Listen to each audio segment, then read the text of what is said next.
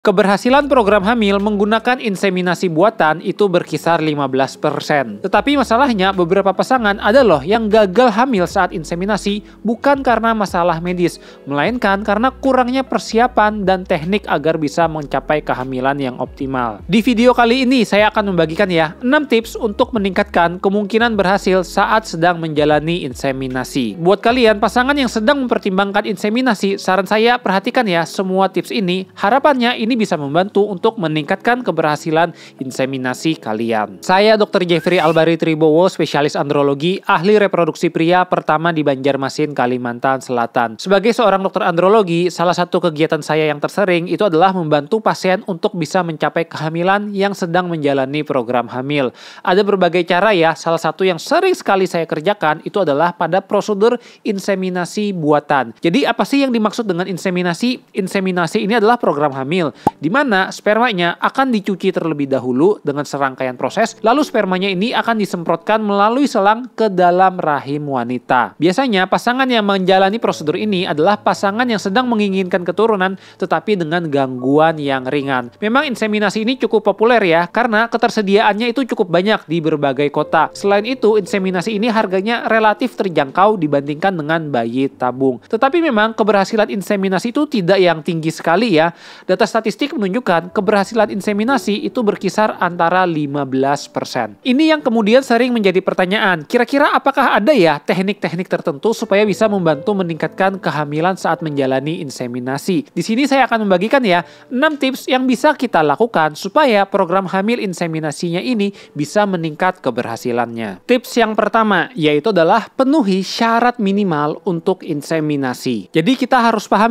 kalau inseminasi ini bukan program kehamilan untuk semua jenis gangguan kesuburan. Karena pada prinsipnya seperti yang saya jelaskan di awal, inseminasi ini idealnya dilakukan pada pasangan dengan gangguan yang masih ringan. Pada orang-orang yang misalnya dia memiliki gangguan berat, sebetulnya itu tidak dianjurkan untuk inseminasi karena keberhasilannya itu akan menjadi sangat sedikit sekali. Ini yang ironis beberapa kali saya menemui ada pasangan-pasangan yang menjalani inseminasi sebelumnya. Tetapi ketika saya lihat spermanya itu sangat bermasalah sekali, sangat rendah. Bahkan kalau dilihat dari hasilnya, sebetulnya ini tidak masuk kriteria untuk bisa menjalani inseminasi. Tidak heran akhirnya saat menjalani inseminasi, keberhasilannya tidak optimal. Padahal seharusnya kalau saya pribadi menyarankan dengan gangguan berat ini, lebih baik dia menjalani terapi dulu, atau mungkin kalau memang tidak ada perbaikan, sebaiknya dipertimbangkan ke arah bayi tabung. Jadi kita sangat penting untuk tahu syarat minimalnya apa saja nih, kalau misalnya kita mau melangkahkan diri ke arah inseminasi. Pertama, dari laki-laki dulu Di sini saya akan bicara banyak karena ini sesuai keahlian saya sebagai dokter andrologi. Untuk laki-laki, salah satu pemeriksaan yang wajib untuk dilakukan sebelum inseminasi itu adalah pemeriksaan sperma. Karena kita ingin tahu bagaimana kualitas spermanya. Apakah spermanya ada gangguan yang berat atau tidak. Kalau berat maka tidak dianjurkan untuk inseminasi. Anggap sudah dilakukan pemeriksaan sperma. Maka selanjutnya kita harus melihat dari hasil laboratorium spermanya ini seperti apa. Secara garis besar, ada 3 komponen sperma yang penting untuk diperhatikan dari hasil labnya. Yang pertama, itu adalah konsentrasi sperma. Konsentrasi sperma ini adalah informasi berapa banyak sperma di dalam air maninya per 1 ml. Nah, ini yang sangat penting untuk dievaluasi. Karena kalau konsentrasinya ini rendah, itu bukan indikasi untuk inseminasi. Bahkan tidak dianjurkan sama sekali. Untuk inseminasi, syaratnya konsentrasinya paling sedikit itu adalah 10 juta per mililiter. Kalau misalnya nih bisa semakin tinggi, bahkan normal di atas 16 juta, itu akan sangat ideal sekali. Tapi misalnya hasil konsentrasi spermanya ini di bawah dari 10 juta, anggaplah hanya kisaran 5 juta. Maka ini tidak betul untuk dilakukan inseminasi. Harus dicoba perbaikan dulu sambil dievaluasi. Yang kedua, kita juga harus mengecek bagaimana nih pergerakan sperma yang progresif. Jadi idealnya pergerakan sperma yang progresif normalnya itu adalah 30%. Sangat disarankan pada pasangan yang ingin menjalani inseminasi, pergerakan spermanya ini normal, lebih dari 30% yang progresifnya. Kalau misalnya ternyata pergerakannya ini bermasalah, hanya misalnya 5% yang bergerak cepat, maka ini juga bukan indikasi inseminasi. Karena nanti kalau diproses, bukan tidak mungkin spermanya sedikit yang bisa untuk bertahan sampai menjalani inseminasi ketika dilakukan pencucian. Baru yang terakhir, bentuk bentuk atau morfologi normal sperma. Memang morfologi normal ini idealnya adalah di atas 4%. Bagaimana dengan kalau misalnya pada orang yang morfologinya di bawah 4% atau kondisi medisnya teratozoospermia? Pada orang yang gangguan morfologinya rendah, itu sebetulnya masih bisa menjalani inseminasi asalkan konsentrasi dan pergerakannya ini normal. Kalau misalnya hal seperti ini bisa saja karena gangguannya ini bukan yang terlalu berat banget. Tapi yang perlu diingat ya, semakin morfologi sperma atau bentuknya ini tinggi atau semakin normal, maka angka keberhasilan inseminasinya juga akan meningkat. Makanya ya, kalau misalnya ada ketemu gangguan morfologi sperma, sangat penting perbaiki pola hidup, rutin konsumsi obat-obatan, agar spermanya ini bisa membaik, sehingga bisa meningkatkan keberhasilan saat inseminasi. Oke, kita lihat aja ya contohnya berikut ini. Jadi di sini kita lihat ya, ini ada hasil lab sperma. Nah, di sini kita lihat ya, ada 3 komponen penting. Yang pertama, konsentrasi sperma. Pada pasien ini konsentrasi spermanya 23 juta per mililiter. Nilai normalnya di atas 16 juta. Jadi, nggak ada masalah nih spermanya ya untuk konsentrasinya. Selanjutnya kita lihat bagaimana nih pergerakan sperma yang progresif. Nah, di sini didapatkan hasilnya 40%. Nilai normal di atas 30%. Jadi masih aman, tidak ada masalah. Terakhir kita lihat ya, morfologi atau bentuk sperma. Di sini dia ada sedikit di bawah nilai normal. Kalau nilai normalnya itu 4% ke atas, di sini dia hanya 3%. Jadi kesimpulannya teratozoospermia. Pada pasien ini apakah boleh inseminasi? Jawabannya boleh, karena gangguannya masih yang tidak terlalu berat. Konsentrasinya normal, pergerakannya normal. Tapi tentu sangat penting kalau bisa teratozoospermianya ini diperbaiki. Kalau memang dia bisa terjadi peningkatan, itu harapannya keberhasilan inseminasinya akan lebih optimal. Memang tantangannya adalah biasanya untuk meningkatkan morfologi ini perlu upaya yang kuat, kadang waktunya cukup lama. Tidak jarang juga kadang pasien menjalani terapi masih tetap stuck di teratozoospermia. Walaupun pada prinsipnya pada kondisi ini masih bisa saja ya untuk tetap langsung lanjut inseminasi. Tapi kalau ingin hasil maksimal, jangan lupa perbaiki pola hidup dan kalau bisa spermanya diperbaiki lagi. Oke, itu tadi contoh yang pertama. Sekarang kita lihat contoh yang kedua ya. Di sini ada pasien kedua. Kita lihat nih, konsentrasi sperma itu rendah banget, 3,4 juta per mililiter. Jadi konsentrasi ini kan jumlah banyaknya sperma per mililiter. Di sini rendah loh, 3,4. Gangguan konsentrasi sperma atau istilahnya oligozoospermia itu dikategorikan berat kalau nilainya di bawah 5 juta. Jadi pada orang ini dia udah masuk ke kategori berat. Ini tentu tidak baik ya, karena jumlah spermanya sedikit. Selanjutnya kita lihat lagi bagaimana nih pergerakan sperma yang progresif. Di sini 24% dari nilai normalnya 30%. Jadi pergerakannya juga bermasalah. Ya, banyak spermanya itu yang imotil atau tidak bergerak. Terakhir kita lihat ya, bentuk spermanya 0%. Tidak ada yang normal sama sekali, padahal idealnya di atas 4%. Kesimpulannya pada pasien ini adalah severe oligoasthenoteratozoospermia, gangguan konsentrasi, pergerakan, dan bentuk dari sperma. Apakah pasien ini boleh untuk inseminasi? Jawabannya adalah tidak dianjurkan, karena gangguannya ini berat. Disarankan pada pasien yang mengalami kondisi seperti ini, harus dicari tahu dulu apa yang menyebabkan penyakitnya, kemudian diperbaiki, dicoba terapi, cek hormon, USG testis juga bila diperlukan. Kalau memang ada masalah, maka akan diberikan terapi sambil dievaluasi kira-kira 2-3 bulan. Kalau spermanya bisa terdapat perbaikan yang signifikan, akhirnya jumlahnya banyak, pergerakannya baik, maka sah-sah saja untuk bisa dilanjutkan inseminasi. Tetapi misalnya kalau di terapi sekian lama masih saja kurang memuaskan, maka sebaiknya dengan kondisi sperma yang berat seperti ini, dianjurkan untuk mempertimbangkan bayi tabung langsung. Selain pemeriksaan sperma, ada satu lagi pemeriksaan yang bisa dipertimbangkan pada pria. Pemeriksaan ini tidak wajib, tapi sangat dianjurkan, yaitu namanya adalah pemeriksaan DNA fragmentasi sperma, atau singkatannya DFI. Apa sih pemeriksaan DFI ini? Jadi DNA fragmentasi itu untuk melihat ya, di kepala sperma itu ada kode DNA-nya. Apakah pada sperma tersebut kode DNA-nya banyak yang rusak atau tidak? Kalau misalnya ya ditemukan ternyata DFI-nya ini sangat tinggi, jadi banyak spermanya yang rusak DNA-nya, maka ini sangat penting untuk diterapi lebih dahulu. Karena penelitian menunjukkan ya, pada sperma yang DFI-nya tinggi atau DNA-nya banyak yang rusak, keberhasilan inseminasinya akan semakin jelek. Biasanya kalau DFI-nya tinggi akan diberikan terapi sambil dievaluasi. Kalaupun akan dipertimbangkan menjalani inseminasi, biasanya akan dipilihkan ya teknik pencucian sperma yang lebih lebih minim kerusakan DFI-nya. Harapannya setelah dicuci, tingkat kerusakan DFI-nya ini tidak semakin banyak. Atau kalau misalnya ternyata DFI-nya ini masih sangat tinggi sekali, biasanya juga bisa dapat dipertimbangkan untuk menjalani prosedur lain seperti bayi tabung atau teknik-teknik lain untuk bisa meningkatkan keberhasilan program hamil. Itu tadi adalah pada pria ya. Selanjutnya pada wanitanya juga. Nah, pada wanita ini tentu dia harus berkonsultasi ke dokter kandungan yang akan mengerjakan inseminasi. Biasanya dokter kandungan akan melakukan serangkaian pemeriksaan. Salah satu yang wajib tentu adalah pemeriksaan USG. Jadi ada pemeriksaan USG transvagina, di mana USG-nya ini dimasukkan melalui kelamin dari wanita. Selanjutnya juga akan dilakukan pemeriksaan HSG. Pemeriksaan HSG ini adalah pemeriksaan untuk melihat bagaimana sih saluran dari rahim sang istri. Kalau misalnya ditemukan dari pemeriksaan HSG atau hysterosalpingografi ada sumbatan di kedua saluran rahim, maka untuk tindakan inseminasi ini tidak dianjurkan untuk dilakukan karena kedua saluran rahimnya ini tertutup, maka otomatis sperma yang dimasukkan tidak bisa menemui sel telur. Ingat, yang namanya inseminasi, spermanya masih harus berusaha untuk bisa menemui sel telurnya. Kalau jalurnya bermasalah, tentu akhirnya spermanya tidak bisa menembus ke arah sel telur. Terkait pemeriksaan-pemeriksaan tadi ya, disarankan pemeriksaannya itu tidak terlalu lama dari jarak akan melakukan inseminasi, khususnya pada pria. Misalnya nih, pria mau inseminasi pada bulan depan, maka idealnya dia harus ada memeriksakan sperma terakhirnya dalam kurun waktu 2 bulan terakhir.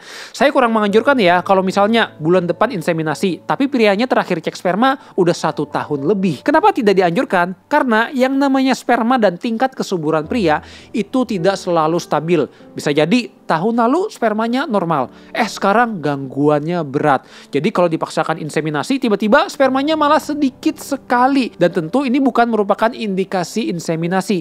Makanya sangat penting ya, pemeriksaan-pemeriksaan ini dilakukan pula, terutama ulangannya kalau memang diperlukan. Terlebih pada seorang pria, idealnya pemeriksaan sperma dilakukan 3 bulan sebelum inseminasi. Itu paling lama. Semakin pendek waktunya, misalnya 2 bulan atau 1 bulan sebelum inseminasi, itu akan semakin ideal. Karena kita jadi bisa melihat nih, bagaimana kualitas sperma pada pria tersebut. Apakah masih aman untuk inseminasi atau tidak. Kalau memang ya pada pasangan tersebut ditemukan syarat-syarat inseminasinya sudah dipenuhi, barulah selanjutnya akan dipersiapkan untuk menjalani inseminasi. Oke, di sini sebelum saya lanjut ke pembahasan lainnya, saya minta tolong ya untuk mengklik tombol subscribe di bawah ini. Karena dengan mengklik tombol subscribe, kalian jadi tidak akan ketinggalan ketika saya membagikan info video mengenai edukasi kesuburan dan fertilitas lainnya. Selain itu, ini juga membantu saya untuk tetap semangat dalam membuat video-video edukasi selanjutnya. Poin yang nomor 2 itu adalah perbaiki pola hidup. Cara garis besar ya, pola hidup ini sangat bermanfaat baik untuk tingkat kesuburan, baik pria maupun wanita. Makanya sangat penting ya, ketika sudah siap untuk menjalani inseminasi,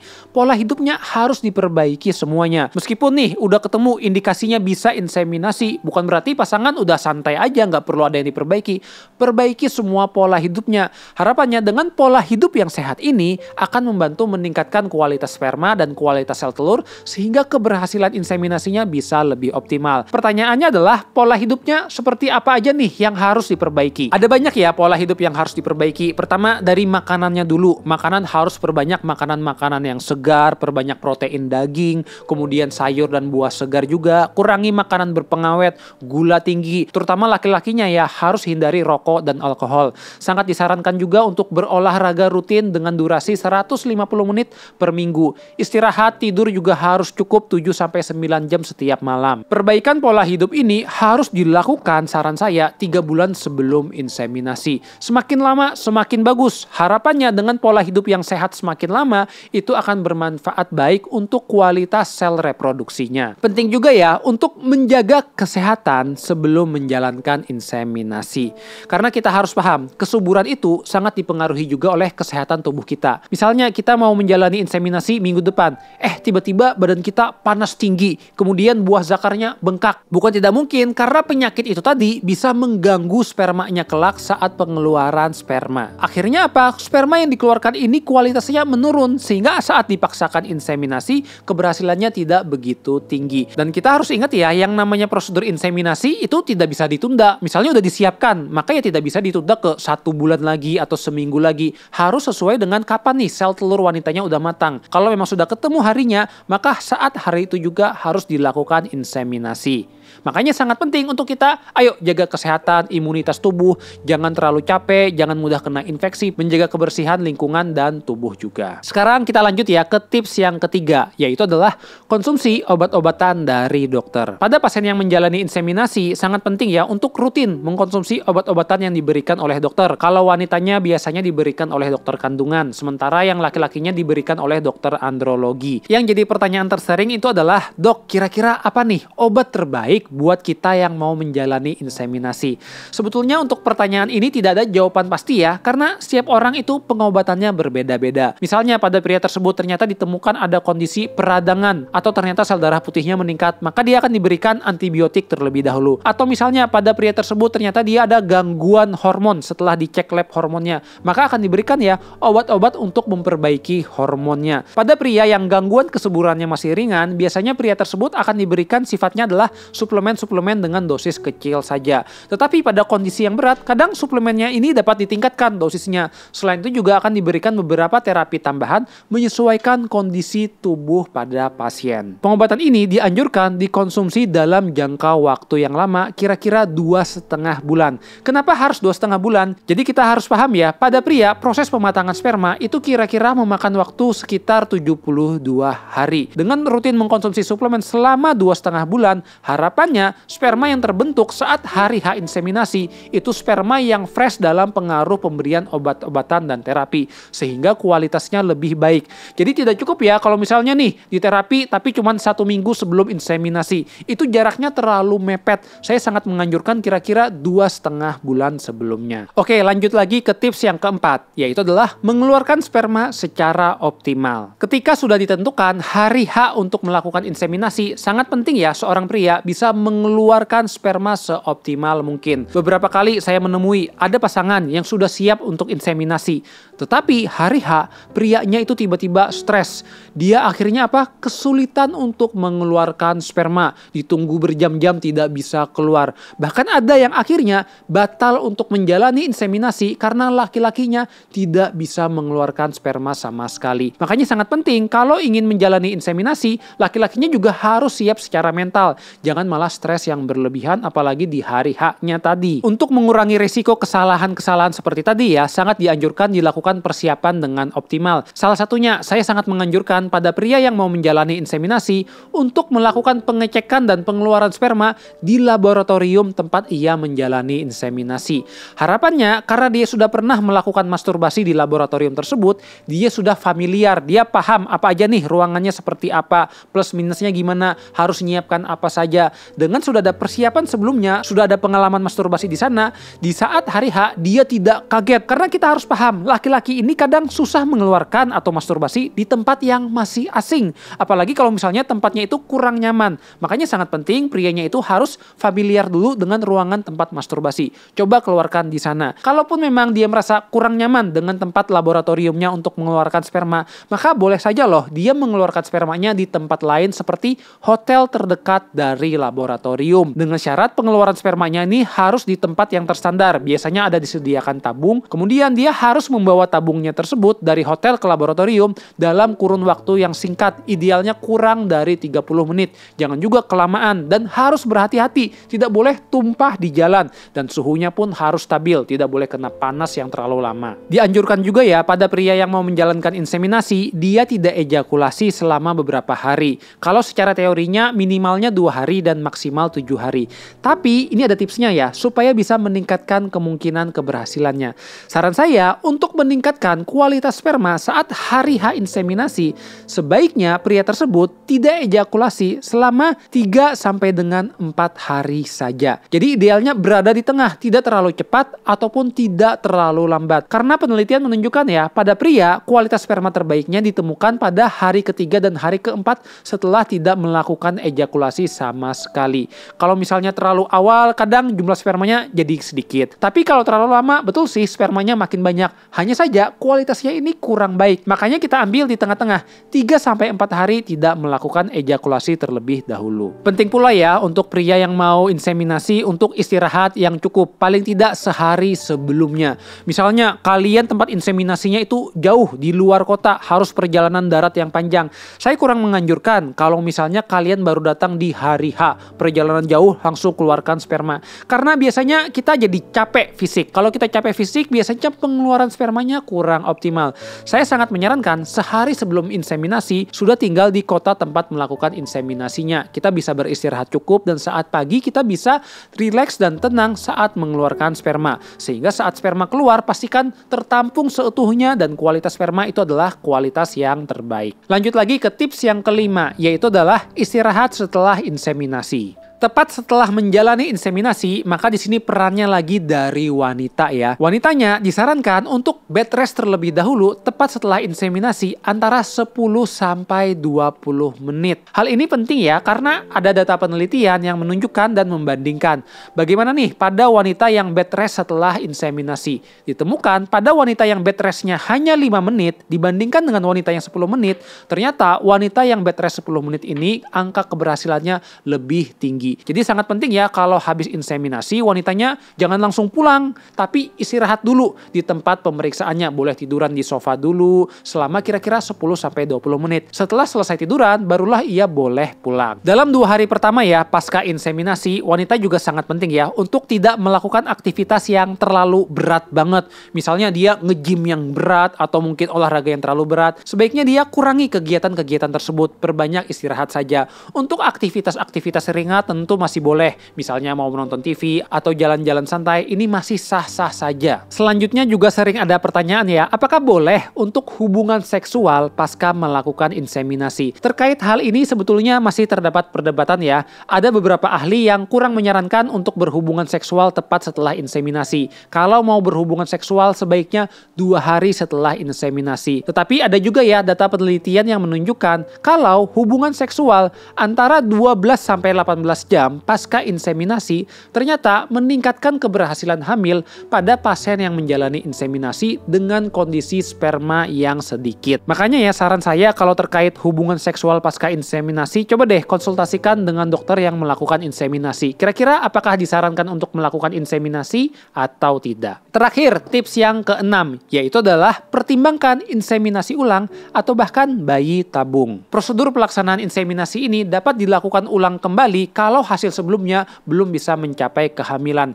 Disarankan untuk menjalani inseminasi maksimal itu sebanyak 3-4 kali. Sangat penting ya, setiap selesai melakukan inseminasi, pasangan untuk bisa mengevaluasi kemarin gagal apa aja nih yang salah persiapannya, diperbaiki lagi. Harapannya di inseminasi selanjutnya persiapannya jauh lebih matang sehingga kemungkinan hamilnya bisa lebih optimal. Kalaupun ya ternyata sudah 4 kali inseminasi tapi kok hasil inseminasinya masih negatif, belum bisa hamil, maka ini sudah merupakan indikasi ya untuk bisa berlanjut ke langkah selanjutnya, yaitu adalah mempertimbangkan melakukan bayi tabung. Karena memang ya kalau bayi tabung ini dia lebih mempermudah sperma untuk menemui sel telur, karena spermanya ini langsung dihantarkan ke dalam sel telur. Kalau nanti sel telurnya berkembang menjadi embrio atau calon janin, barulah dia akan dimasukkan kembali ke dalam rahim istrinya. Kemungkinan berhasil dari bayi tabung ini memang tinggi ya. Data statistik menunjukkan keberhasilan bayi tabung itu berkisar antara 30%. Jadi hampir 2 kali lipat dari inseminasi. Baik, itu tadi ya pembahasan mengenai tips untuk meningkatkan keberhasilan dari inseminasi. Jadi kita harus paham ya, sangat penting untuk kita mendapatkan terapi kesuburan. Memang untuk terapi kesuburan ini ada berbagai pilihan pendekatan ya. Biasanya harus disesuaikan dulu. Kira-kira pada seseorang tersebut apa saja nih gangguannya, barulah akan ditentukan terapi yang cocok. Terkait pembahasan apa saja nih terapi perbaikan kesuburan, saya sudah pernah loh membahas video terkait hal ini. Kalau mau menyaksikannya bisa klik link video berikut ini. Terima kasih sudah menyaksikan.